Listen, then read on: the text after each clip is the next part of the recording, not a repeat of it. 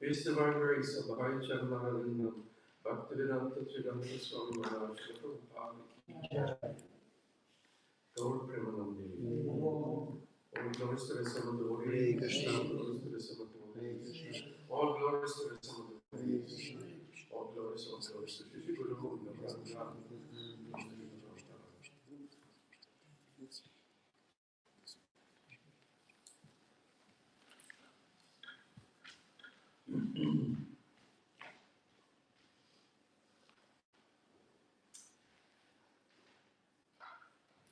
Om Namo Bhagavate Vasudevaya. Om Namo Bhagavate Vasudevaya. Om Namo Bhagavate Vasudevaya. Om Namo Bhagavate Vasudevaya. Om Namo Bhagavate Vasudevaya. Om Namo Bhagavate Vasudevaya. Are you comfortable? We can offer you some chairs. That's it. Yeah. It's okay. It's okay?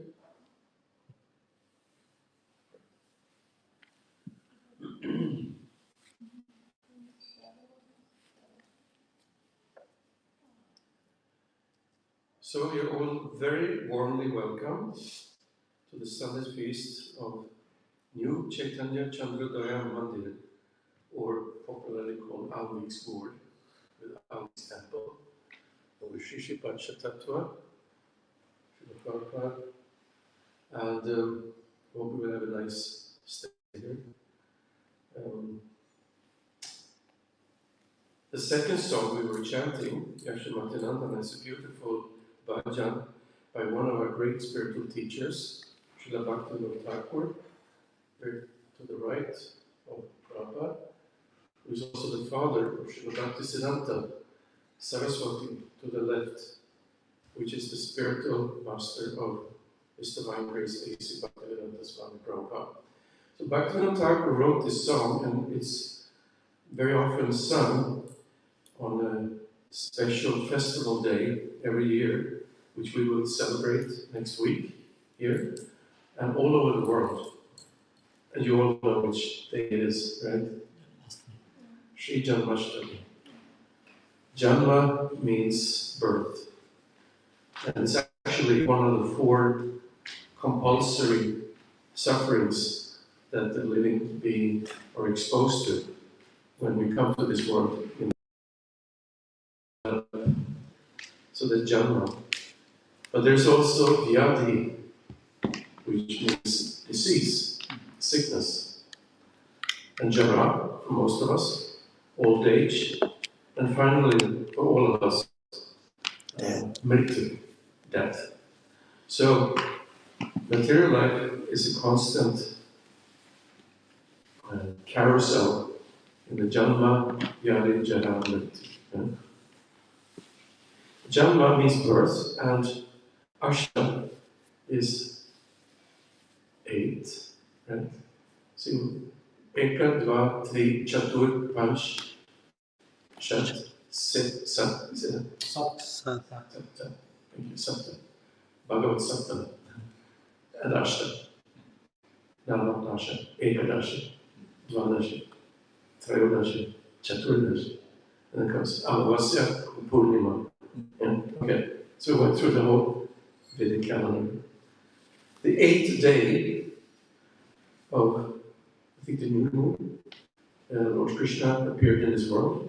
And it is very, very important, significant for all devotees with connection to the Vedic culture, like the Hindus, righteous, and even in the West, Western devotees, Vaishnavas. So we'll celebrate this next Thursday, most all over the world. It depends on the calendar. Maybe somewhere it will be Friday, Wednesday, but here it will be Thursday at least. And on this occasion, Janmashtami, practically always one very famous shloka text from Bhagavad Gita has been quoted. You know what I'm thinking about? Yes? Everybody knows? Yada yada yadharmasya glanirvati bharata abhyuthanamadharmasya tadadhanam sujayam paritranaya sadhuna vinashaya dharma sansthapanadaya sambhavani yuge yuge. Okay. So these two verses belong together, and the first one gives time and place. When something happens, it happens at a particular time and at a particular place. So the time is Yada, which means whenever, okay, and place is Yada, wherever, okay. So Krishna, he descends whenever and wherever. What happens? Decline. Dharmasya glani. Glani means decline, and dharma means righteousness, religious principles. So whenever in time and wherever in place, there's a decline in religious principles. And abhutanam adharmasya. Adharma, in Sanskrit you put a in front, it becomes the opposite. Vidya means knowledge, avidya means ignorance. Yeah? So whenever adharma is on the rise, we can just switch on the television and listen to mainstream media, whatever. You'll see it's happening all over the world very quickly. Then Krishna will. So the story was that King Kamsa, the great Asura, he was harassing the world, and as always there was complaint from the Asuras, the righteous people, the Devas, the demigods. They say, we can't take this anymore. We have to do something.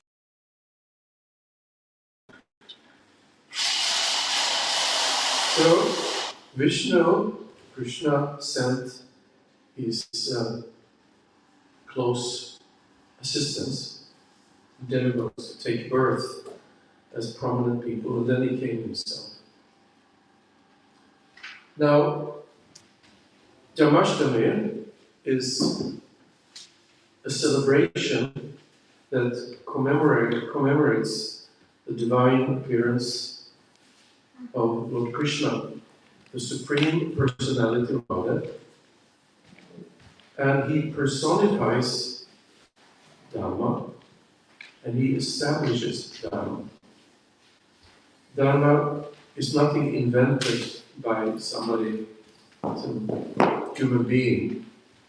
In the Srimad Bhagavatam, 6th canto, 3rd chapter, text number 9, it is said, Dharma tu sakshat Bhagavat Pranita.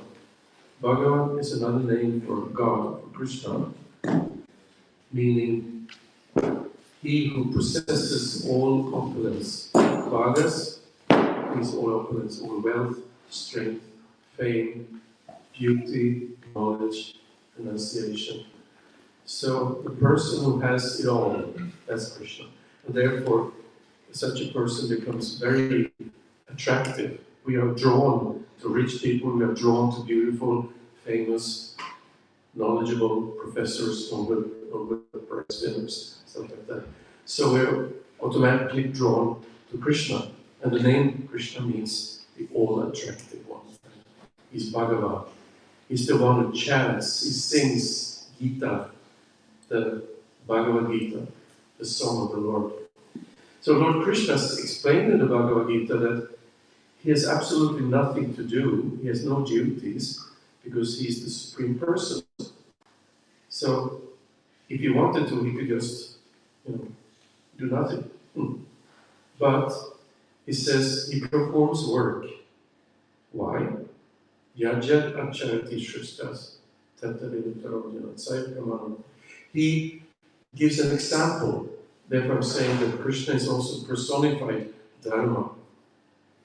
He's the one who established the method for us to gradually elevate our consciousness.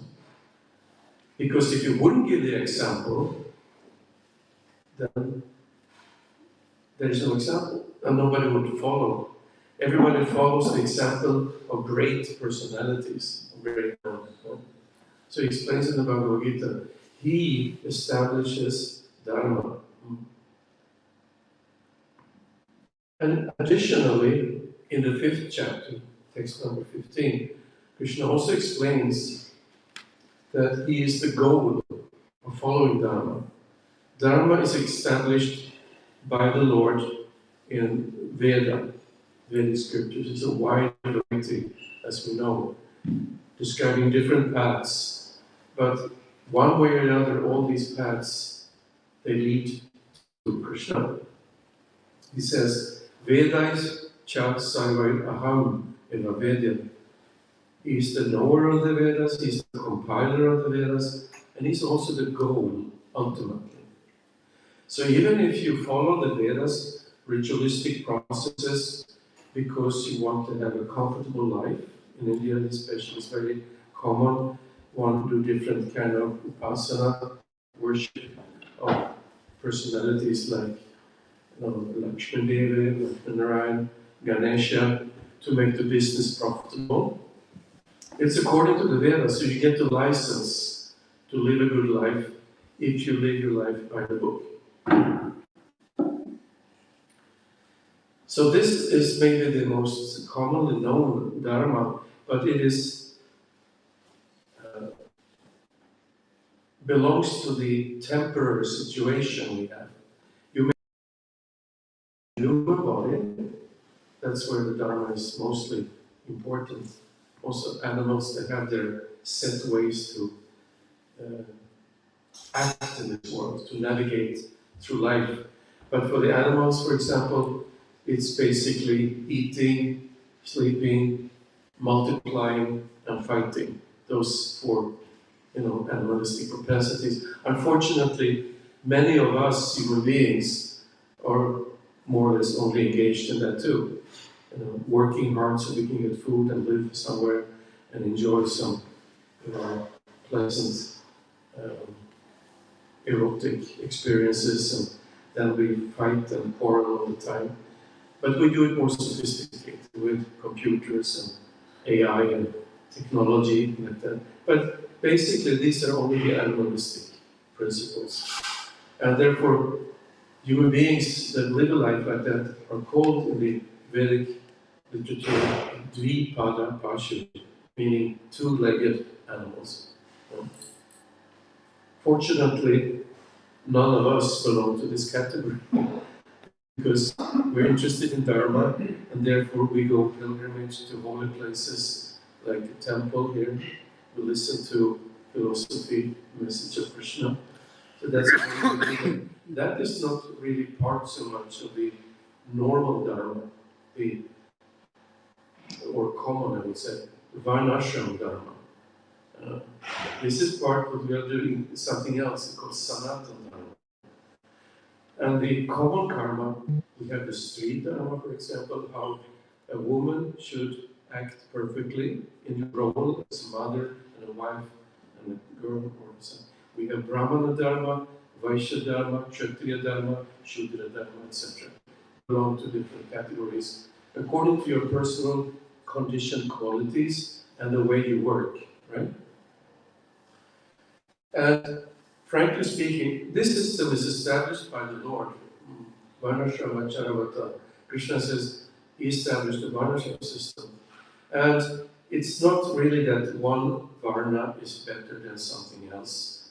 They are all needed for a successful, civilized society. The Brahmanas are the head, they give the knowledge, the Veda. The Kshatriyas are the arms that make sure that the laws have been followed and they execute, manage society. The Vaishyas is like the belly, they produce wealth, make business, grow things. Like when Krishna Balaram appeared, they appeared in the Vaishya family with King Nanda. And their main occupation was that Lord Krishna was tending the cows, he had a flute to attract the cows. They went out every day to shepherd the cows. And Lord Balaram in the plow, for plowing the fields. So Krishi, Goraksha, Vaniyam, Brahma Karma Svabhava. So this is what is in Vaishya Karma Svabhava. This is what the Vaishya should do. Produce wealth, food, milk, banking, business, that's Vaishya business. And then finally, you have the Shudra, which is the labor force, the workers, the foundation upon which the whole society rests. And being a Shudra is actually, in a sense, an advantage, because your task is to assist and serve the other classes of men. So you already have a service mentality to help out, to assist. It's also the quality of a good wife, to have the service mentality for the husband, for the children. You always have to cook, you have to change diapers, you have to do so many things. So to have a service mentality gives you an advantage, because why? Sanatana Dharma, which has nothing to do with the body, has to do with the jiva, the atma, the soul, says jivara svarup, the eternal function of you, regardless of nationality, gender, religion, age, is to be Krishna Nityadas, the eternal servant of Krishna. And service is a practical expression of love and affection for the lovable object. When a wife cooks at home, she puts in a lot of labor, but she's thinking about the welfare of her children or her husband. Hope they will enjoy this. The children should become strong and healthy, so she's cooking. So this is her love that goes into the food. And then maybe the husband, he works long and hard hours, he comes back, brings the salary, help to pay for the rent and buy food, and maybe it takes the wife to buy some beautiful clothing or jewelry, or I don't know. This is the traditional gender role which the asuras are trying to destroy in today's society, teaching our boys to become girls, teaching our girls to become boys, in the name of freedom, which is actually slavery. Freedom, according to asuras, is to unlimitedly enjoy your material senses, and you become addicted, uncontrolled, and you just end up in complete misery. So this is what I mean when abhyutanam adharmasya. The children are being pumped in school, the parents in the media and the entertainment industry, everywhere, that adharma is the new religion. So it's important to distinguish between Varna Ashrama Dharma, which is the common religion principles, which one should follow, even if you're engaged in Sanatana Dharma, service, etc., etc. where the four varnas, where the four ashramas, means brahmachari, grihastha, householder, vanaprastha, that's me, so months ago. Also know me, this is before they used to have white clothes, but we changed, it's supposed to be yellow, according to tradition, but this is what India thinks is yellow, it's orange. I said, you have to wash them sometimes, and it will become yellow. Yes, I will do that, yes, okay. So, following the Varnashram Dharma, according to you can say material role, you will gradually accumulate the result of these pious activities. It's called Sukriti. And one day you will be qualified to take up Sanatana Dharma, the Bhakti Yoga process, which is very, very rare. You can also take up Bhakti Yoga by the causeless mercy of the Vaishnavas and the spiritual master of Krishna. He will lead you, hey, come with us to the temple. And there you are, situated already in the constitutional position. Okay.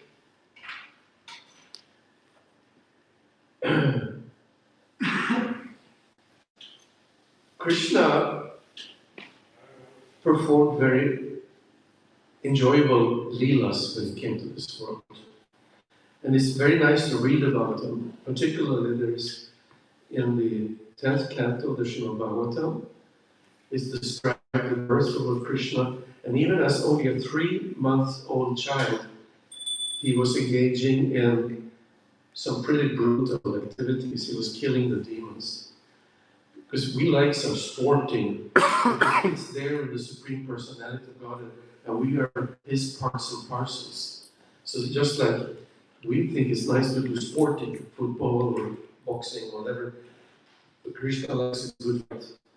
So he defeated demons, big asuras.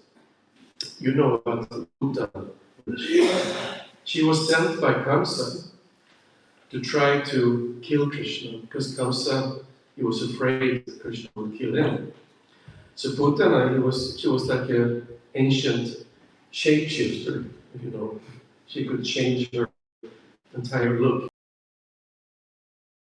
Disgusting, bad-looking asura. But she changed her whole form to become a very beautiful Mataji, beautiful clothes and, big milk-filled breasts. She came to offer to serve to the other gopis who took care of Krishna. I said, here I am. I would like to breastfeed Krishna. And they said, oh, welcome. You're so beautiful.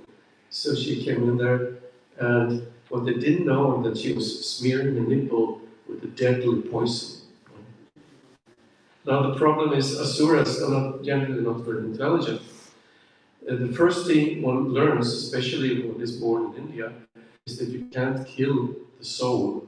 Na hanyate hanyamana sharira. When somebody dies, it's only the body that stops functioning, but the atma, the jiva, lives forever. Like that. There's one advantage of being born in India or having Indian parents, because in the West, the ignorance is more prevalent.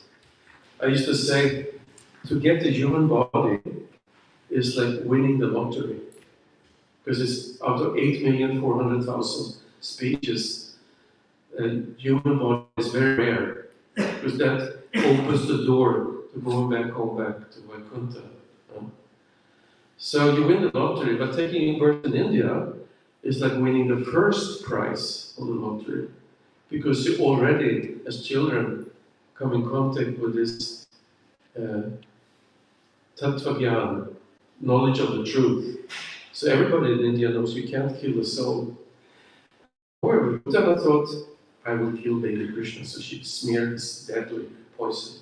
Krishna knows everything. So he just sucked all the milk, and also the life spirit gave her mukti, liberation, which is like a reward in one sense, not for a Vaishnava really, but for somebody who's been suffering in the material world. Being freed from suffering is a big reward. So she got that. And it's told that these childhood leaders, particularly of Krishna, are symbolizing certain obstacles for bhakti. So Putana is said to symbolize accepting a false guru, because she was accepted as a breastfeeding mother, but she was false. She had bad intentions. So the false gurus, they're not teaching bhakti, they're teaching bhukti and mukti. Sense enjoyment and liberation. Neither of which are very healthy for the spirit soul. And particularly if you find a so-called guru who teaches impersonalism, Mayavad, everything is one, you are also God, everyone is God. And this is like drinking the poison from the nipples of Buddha. It will kill your spiritual life. So Lord Chaitanya Mahaprabhu, he said, Mayavadi Bhashya Shunilahoy Sarvanash. If you just listen to Mayavad philosophy, Sarvanash, everything is destroyed completely. So we should very carefully avoid hearing the personal message. Krishna was killing Shakatasura. Shakatasura is not such a very well-known demon, but that demon took the shape, because they're all shapeshifters, took the shape of a cart, a carriage. So the gopis were busy doing their chores, cooking and more than they ever did. So they put Krishna under this cart to shelter him from the sunshine or something. He was only 3 months old, baby Krishna, a little beautiful blue baby. Yeah? So while they were sitting there, they heard this tumultuous sound, and they saw Krishna was just kicking from underneath the cart, and it all fell to pieces. The Shakatasura. Another one, demon, sent by King Kamsa, trying to destroy Krishna. And this cart, a load of bad habits. Bad habits, they're called anarthas in Sanskrit. I was just talking about dharma, artha, kama, moksha, right? So dharma, religious principles, is something that brings artha, wealth, valuable things. And if you have wealth, then kama, then you can enjoy a good life. It's not really the purpose of the soul to do that, but it's better than to suffer, and at one point you get tired of it all, and you want to moksha, and you want to be liberated. So Shakatasura symbolizes the load of unwanted things, like pride, envy, like illusion, different weaknesses of the heart that comes along with the conditioned state of being.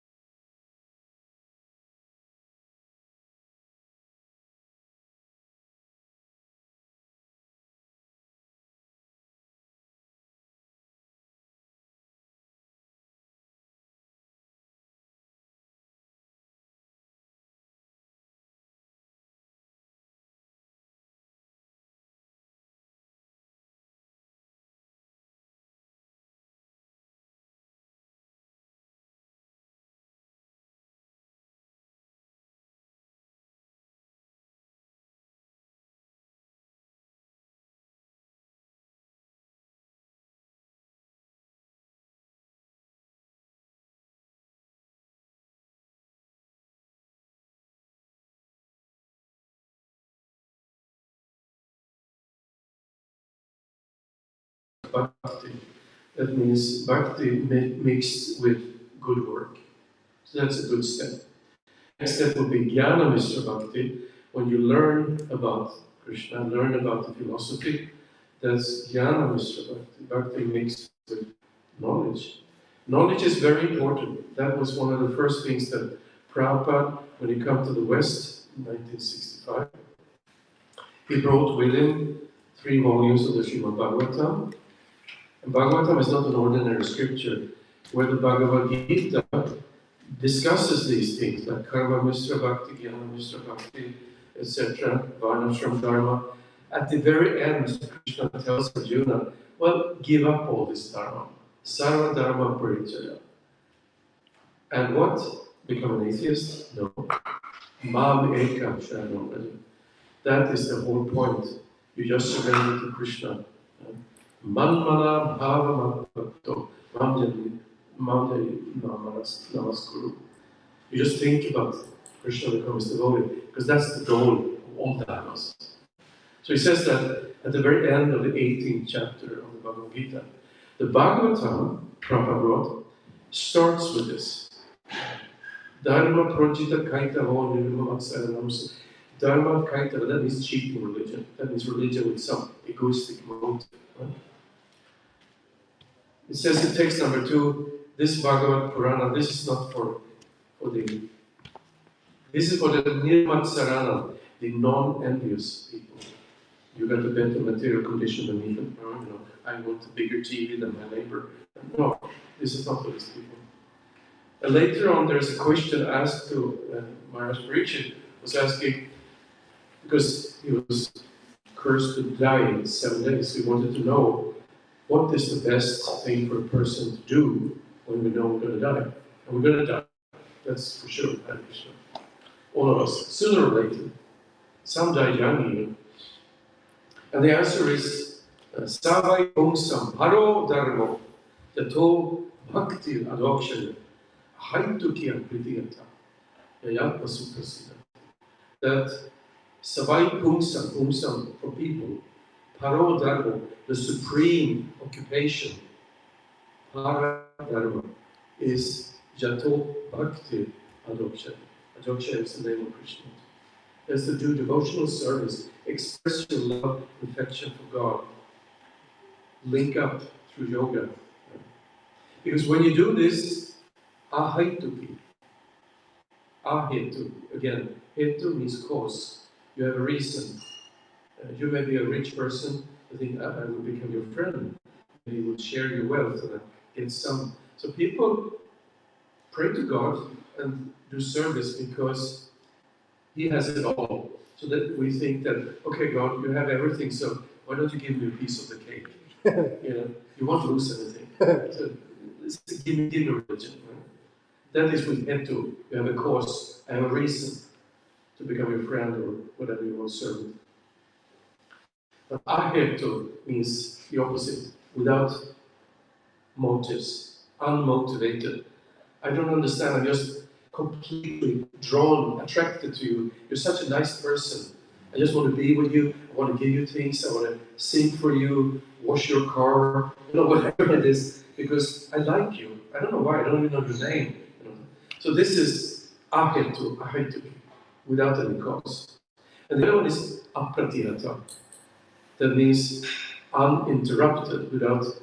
Yes, I will serve you, be your friend, but then I take a break, I be somebody else's friend, or I do something else, and good friend again. So it becomes at intervals. So I was just making a comment the other day on the lecture that everyone can become a pure, loving devotee of the Lord for whatever time period you're fully engaged. If you're absorbed in Krishna consciousness, you chant Hare Krishna, you listen with rapt attention, or you do service. Maybe you polish this carton very nicely, very focused. Those seconds, or minutes, or even hours, you're pure devotee, when you're not diverted. As we say, you do something and you repeat it. After a while, it becomes a habit. Every day you do something like this. And if you develop this habit, it becomes a quality of you that this is who I am. I like to do this. And this quality ultimately takes up 100% of your time without interruption. Then you're always a fully pure devotee.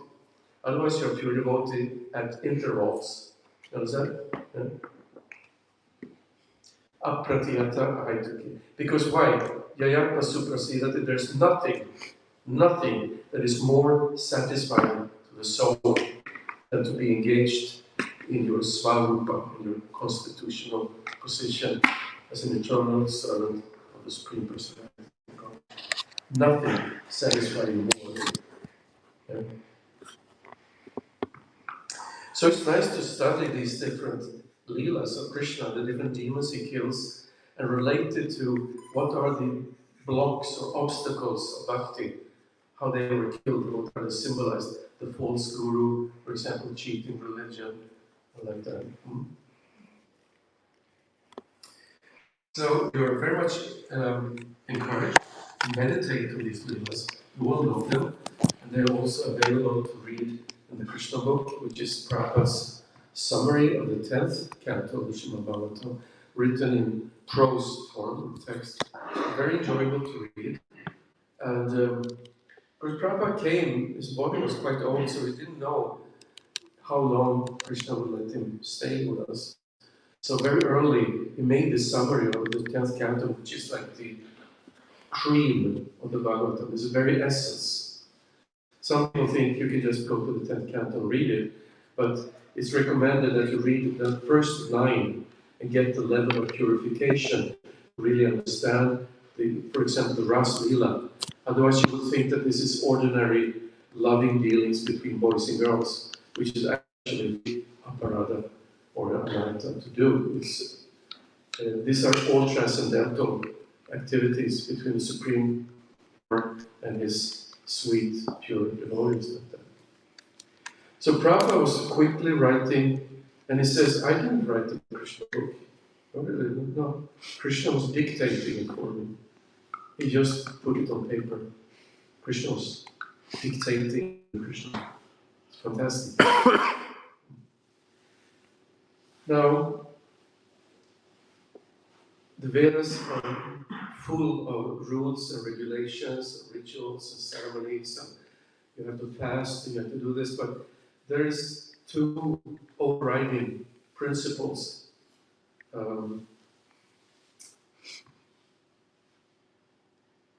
And that is, can somebody know the verse? It says, always to remember Krishna, and the other one is never to forget him. Smartavya Satatam Vishnu. Vismarta Ajatushi. Yes, so it's actually the same rule. To not forget somebody is the same to always remember. So this corresponds with what I just read from the 5th chapter of the Gita. Vedash Chasarva Aham Vedya. That Krishna is the goal of the principle. And then Mandana Bhavana, but to always think of him. Like this.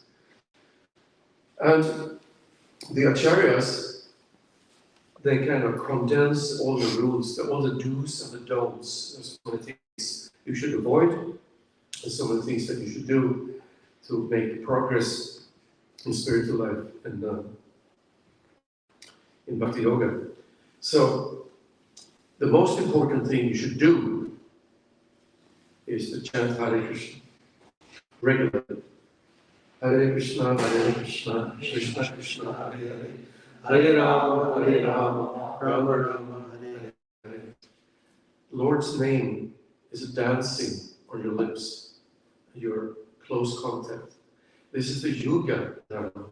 We're talking about the Varnashram Dharma, we're talking about the Sanatana Dharma, and the particular Yuga Dharma, that which brings about your Sanatana Dharma, is Harinama, Harinama, Harinama, Eva Kevala. Kalau Nasteva, Nasteva, Nasteva. Gati Anata. Gati means goal, the supreme goal. And it's repeated 3 times. When Vedas do that, it's serious business. Harinama, Nastyeva, the only.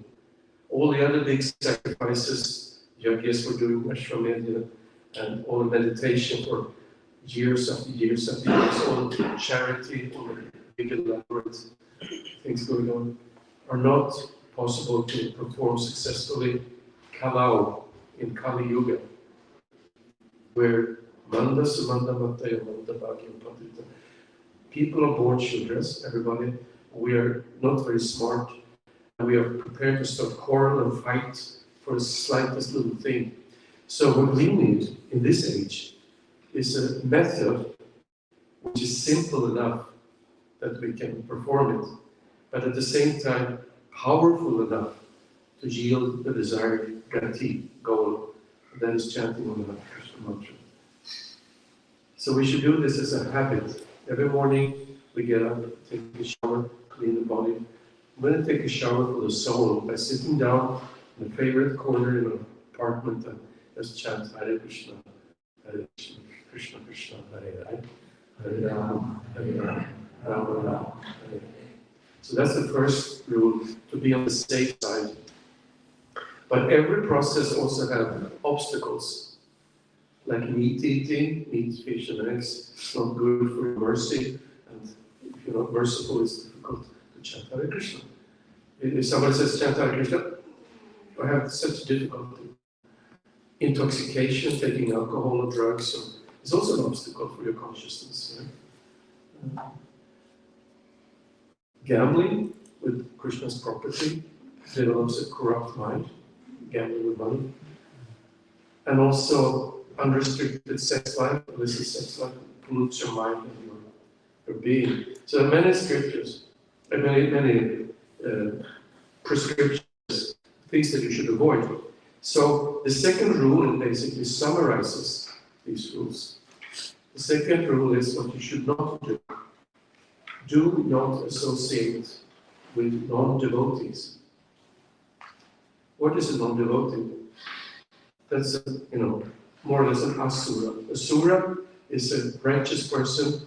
So there are many different. There are like big Mahajanas, super pure devotees, and there are small devotees coming to the temple maybe once a week, but they believe firmly in Bhagavan. Like generally in the family, everybody are more or less devotees. So you associate with devotees. If you avoid association with non-devotees, we have to associate with somebody. So if you exclude the non-devotees who are left, just devoted, you seek your... And what does association mean? You can sit next to the...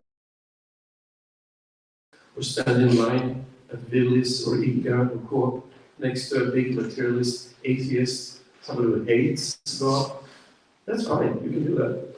But we don't share our heart, we don't exchange values, we don't sit down and speak in confidence. I have this trouble, comfort one another. That's association. Association, Srila Rupa Goswami explains to the Vaishnavita, association is like having loving exchanges with people. You give gifts, you receive gifts, you serve food, prasadam, and you take, well, thank you very much, I like it. And you speak confidentially. Guyam, to like-minded people who share your values, you can open your heart to one degree or the other. That's association. So avoiding association with non-devotees doesn't mean you have to insulate. I'm sure you go to work, you will find many non-devotees, but it's not that you sit down really and start to discuss too much non-devotional adharma things which they like to talk about. They're nice, polite, but then the association is safe for the devotees. So these two rules are very simple and everybody can follow them. If you associate with like-minded devotees, that strengthens your commitment to Bhakti Yoga. So these were basically my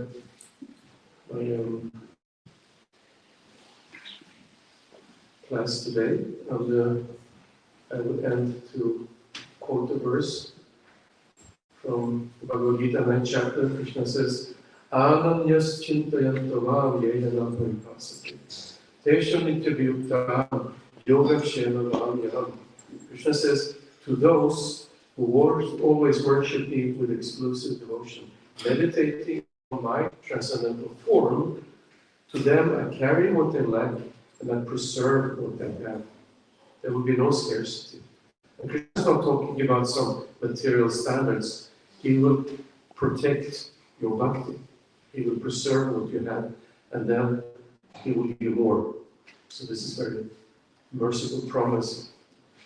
So therefore, we invite everybody to maybe, if you have the chance, come back here or some other temple on Sri Janmashtami next Thursday and celebrate it with devotion and sincerity, focusing on chanting the Holy Hare Krishna mantra and associating with devotees. And in this way, you remove unwanted things, anarthas, and you deepen your connection with Lord Krishna. Thank you very much. We have a few minutes if somebody has a comment or a question. Yes? I would like to ask, you mentioned different demons symbolize different anarthas. Yes. And there is a statement, I think, Yes. They said that we shouldn't focus on anartha nivriti, but on artha pravriti. We should focus on purifying ourselves with holy name. Yes. And our focus should be like, okay, I want to get rid of this. Mm-hmm. But in same time, there is like demons who killed Krishna and demons who killed Balaram. And I heard that those who killed Balaram, we have to work ourselves on those. Okay. And I think one of them symbolizes envy, and another one duplicity or hypocrisy. And this is our side job, what we have to do. But by the holy name, we can transcend all these others, and Krishna can help with them if we take shelter in holy name. Very true. You're well read. This is Bhaktivinoda Thakur. Yeah. He explains in the Bhajana Rahasya, in Bhakti Tattva Viveka, or in the scriptures about these things. Very interesting. Because first, he describes all these unwanted things, envy and pride and desire for fame, desire for material things, as obstacles.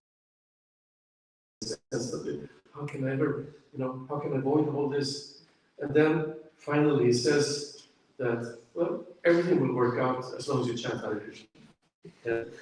So this is our endeavor. He will remove the obstacles if you want them to be removed. And Hare Krishna is so powerful, chanting, that it will help you. You can also commit offenses. You can do nama apara by chanting inattentively or even, in a mocking attitude. There will still be some slight little benefit, but it goes very, very slow. Very slow. Slow means durga means slow walk, So it's recommended you pay very much attention, chanting, and if you make mistakes, being inattentive, looking at the mobile, like this, ask forgiveness from Mahaprabhu and start all over. Because the only way to counteract offenses to the holy name is to continue chanting. So you're absolutely right. This is our endeavor. Krishna will do his part, spiritual master will do his part, but you have to do your part also. It's important. We can discuss some other time about the concept of mercy. But mercy is not that I have to do everything, or that my guru or Jesus has to do everything and I don't do everything. It's a combination. Spiritual master throws you a rope, you're in a dark well, you have to catch the rope and hold it, and then he pulls you up. So you do your part, and the guru does his part. Yeah. Thank you for pointing that out. I would like to also ask, because like sometimes people think, okay, I'm going to change this mantra, and it sounds kind of like impersonal, but like holy name is a person, is a God. And is it this association actually with the holy name what can elevate me and my consciousness to the transcendental level? Because like Lord in his own is made by transcendence. So that's actually this association with the holy name. Hare Krishna. Yes. Thank you very much. I think it's time for chanting Hare Krishna attentively and sincerely for Shri Shri Jai. Hare Krishna, Hare Krishna, Prabhupada.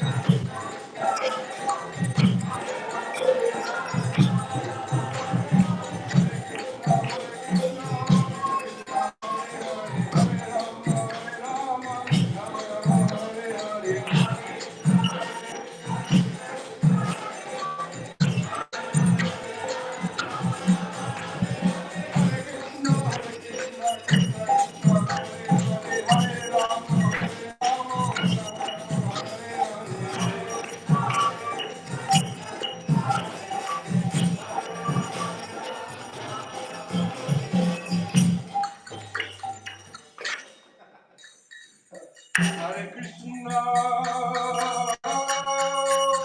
Hare Krishna, Krishna Krishna, Hare Hare, Hare Rama,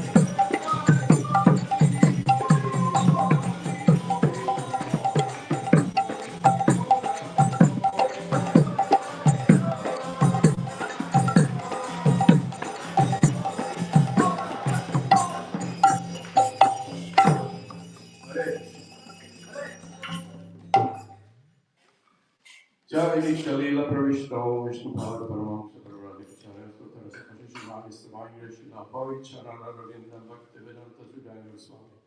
Maharaj Srila Prabhupada ki, Srila Prabhupada ki. Jai Shalila Parishto, Vishnupada Paramahamsa Paravaradikacharya, Sutara Sakashishimani Savangya Shila Bhaktivedanta Saraswati Thakur Maharaj Prabhupada ki. Go Premanande. Namacharya Srila Ras Thakur ki jai. Iskcon Almvik founder Acharya Srila Prabhupada ki jai. Ramsa Guru Shri Krishna Chaitanya Prabhu Nityananda Shri Advaita Gadadhar Shivasadi Gaur Bhaktivinoda ki jai. Shri Shri Radha Krishna Gopa Gopinath Shamakun Radha Gun Giri Gunam ki jai. Vrindavan ki jai. Mathura Dham ki jai. Gorakadam ki jai. Navadip Dham ki jai. Mayapur Dham ki jai. Jagannath Dham ki jai. Jagannath Swami ki jai. Gangamaya Munimaya ki jai. Tulasi Murali Bhakti Devi ki jai. Samaveda Bhaktivinoda ki jai. Harinam Sankirtan ki jai. Harinam Sankirtan ki jai. Yuchitanya Sharadoya Mandir Sunday Feast ki jai. Go Premanande. All glories to the Samadhuris. All glories to the Samadhuris. All glories to the Samadhuris. All glories to Shishi Guru and Gauranga. Sushila Prabhupada.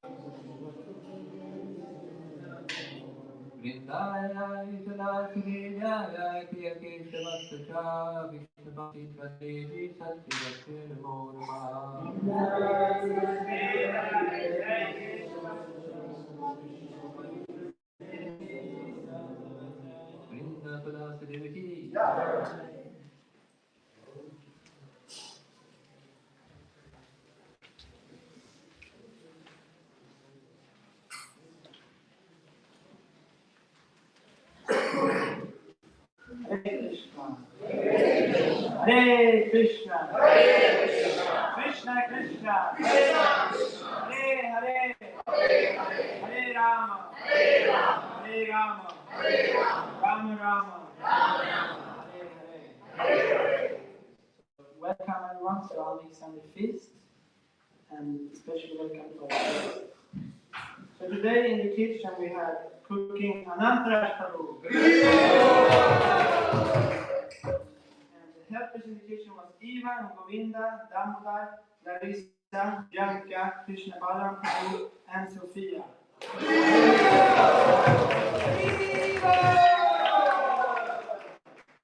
And the sweet was made by Devakesha Mata.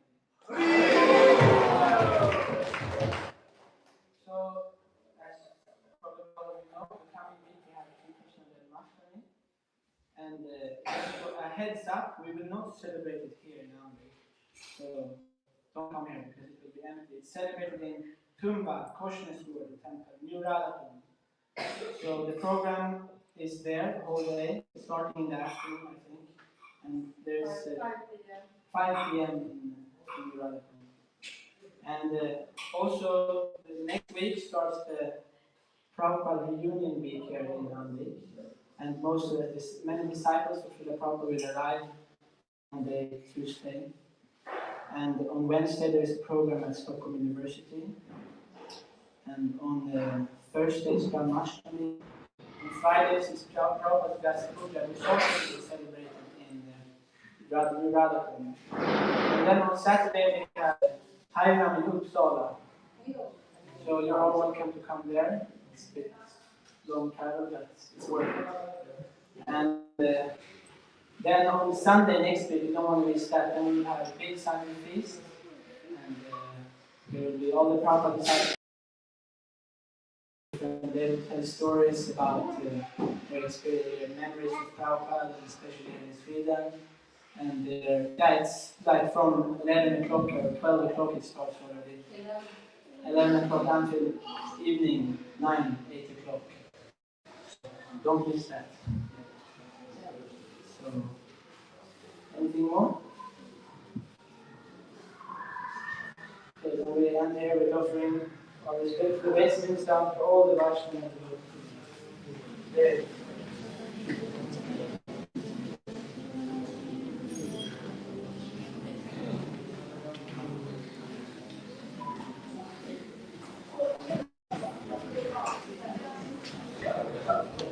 Prasadam will be served inside in the temple.